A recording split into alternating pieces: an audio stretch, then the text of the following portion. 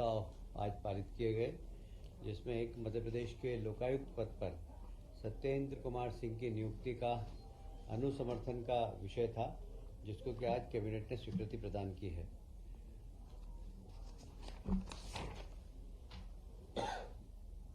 मंत्रिपरिषद द्वारा निर्णय लिया गया है कि धार्मिक न्यास और धर्मस्व विभाग के प्रस्ताव पर विभागाध्यक्ष कार्यालय संचालक एवं धार्मिक न्यास एवं धर्मस्व संचालक, जिसमें मुख्यमंत्री तीर्थ योजना भी आती है, उसका कार्यालय सतपुड़ा भवन से उज्जैन स्थानांतरित कर रहे हैं।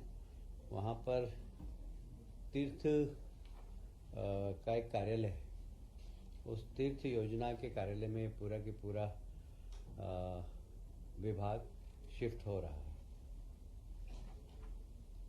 आप सभी जानते हैं कि प्रधानमंत्री जी का जो डिजिटल प्रोग्राम है, उसके अंतर्गत तहसीलें सारी साइबर तहसील हो, उसमें मध्य प्रदेश ने काफ़ी अच्छा काम किया है और साइबर तहसील करीब करीब हमारी सभी बनकर तैयार हैं।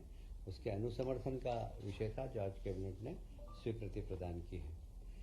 अभी किसानों को खाद उर्वरकों की ज़रूरत पड़ेगी, उसके लिए एक बार फिर से मध्य प्रदेश राज्य सहकारी विपणन संघ को नोडल एजेंसी घोषित किया है और उसमें लगभग 850 करोड़ की निःशुल्क शासकीय प्रत्याभूति स्वीकृत की जाती है।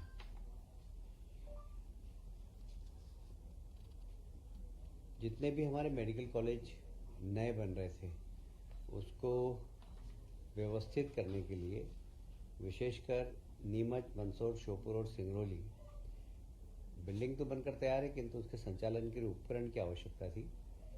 इसके उपकरण के लिए पूरा हॉस्पिटल तैयार हो, बिल्कुल अच्छा सुपर स्पेशलिस्ट हॉस्पिटल, इसके लिए लगभग 1200 करोड़ की फिर से एक बार स्वीकृति प्रदान की गई है।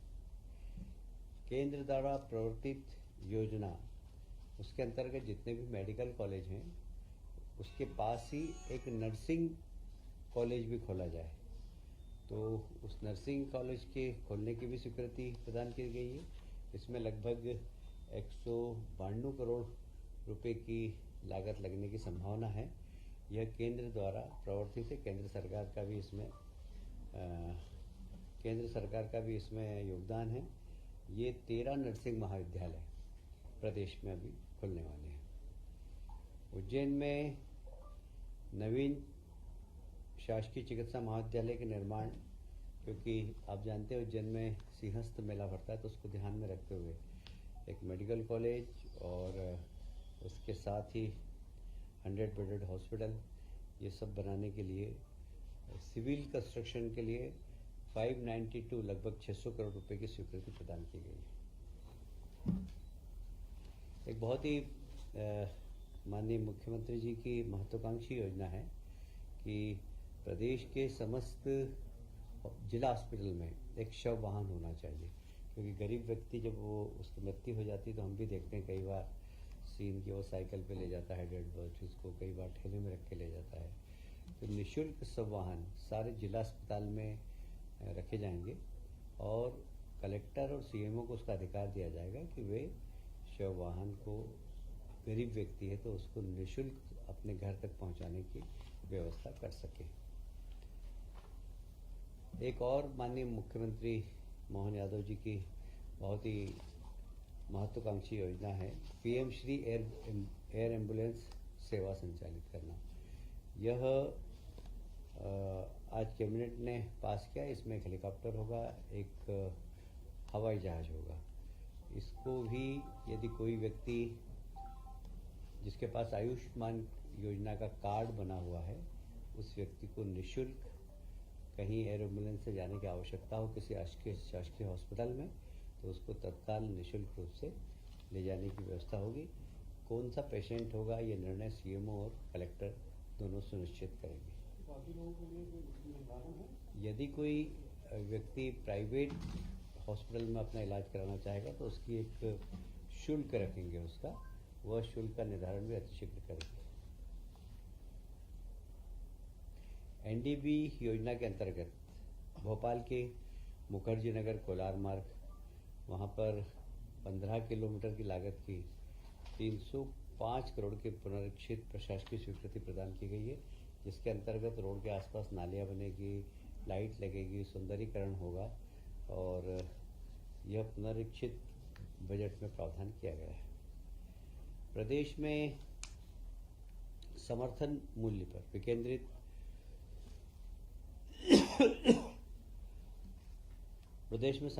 पर विकेंद्रित योजनागत खाद्यान्न के उपार्जन, सार्वजनिक वितरण प्रणाली व अन्य शासकीय योजना के संचालन हेतु डेफिसिट पूर्ति के लिए निःशुल्क शासकीय प्रत्याभूति की स्वीकृति दी गई है। लगभग 3,000 करोड़ के आसपास होगी, 30,000 करोड़ के आसपास होगी। यह गारंटी सरकार कैबिनेट ने प्रदान की है। हमने हमारे संकल्प पत्र में जिस प्रकार घोषणा की थी कि हम किसानों का गेहूं का उपार्जित मूल्य बढ़ाएंगे, अभी हमने 125 रुपया प्रति क्विंटल बोनस देने का निर्णय लिया है। सरकारी जो एमएसपी है वो लगभग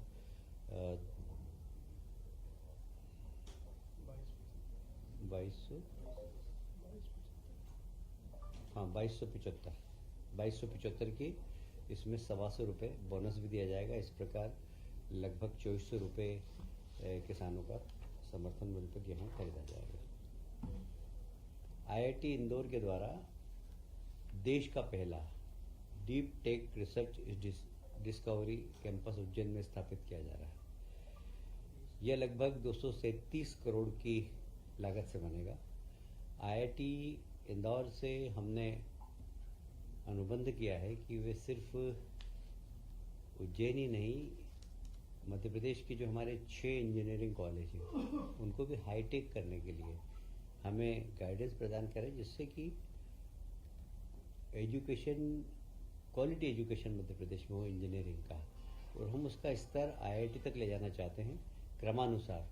उसमें लगने वाले का जो भी खर्च होगा वो समय समय पर राज्य सरकार बजट के माध्यम से स्वीकृति प्रदान करेगी। प्रधानमंत्री जी की जनजातीय आदिवासी न्याय महाअभियान, ये बहुत ही प्रधानमंत्री का रुचिकर है। इसमें हमारे प्रदेश में वे जनजातियाँ जो बहुत पिछड़ी हुई, विशेषकर बेगा,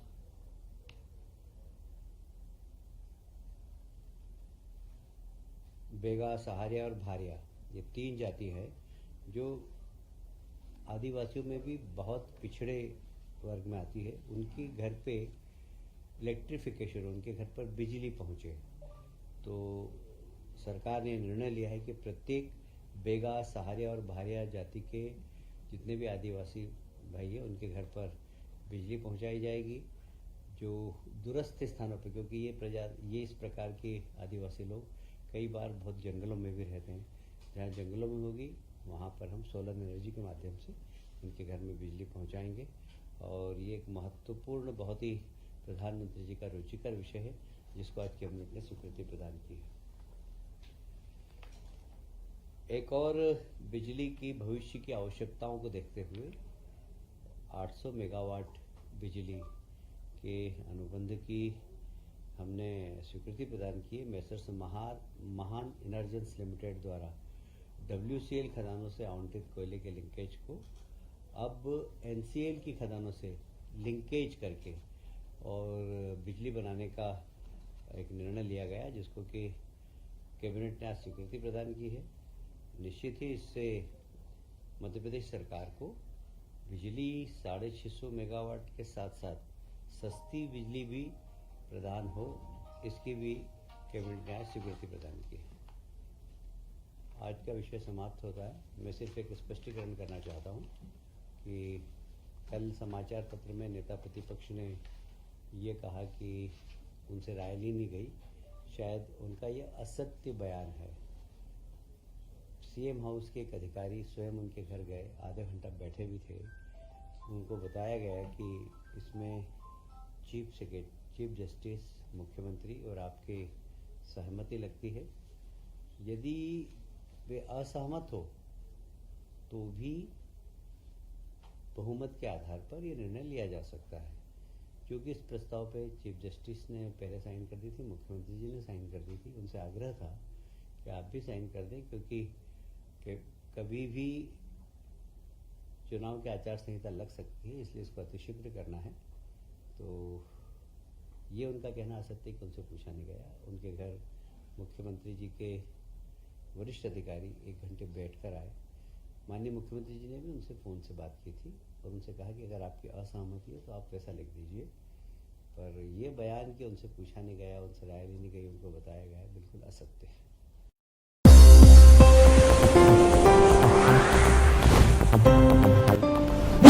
आप देख रहे हैं SC न्यूज इंडिया। अभी की खबर अभी।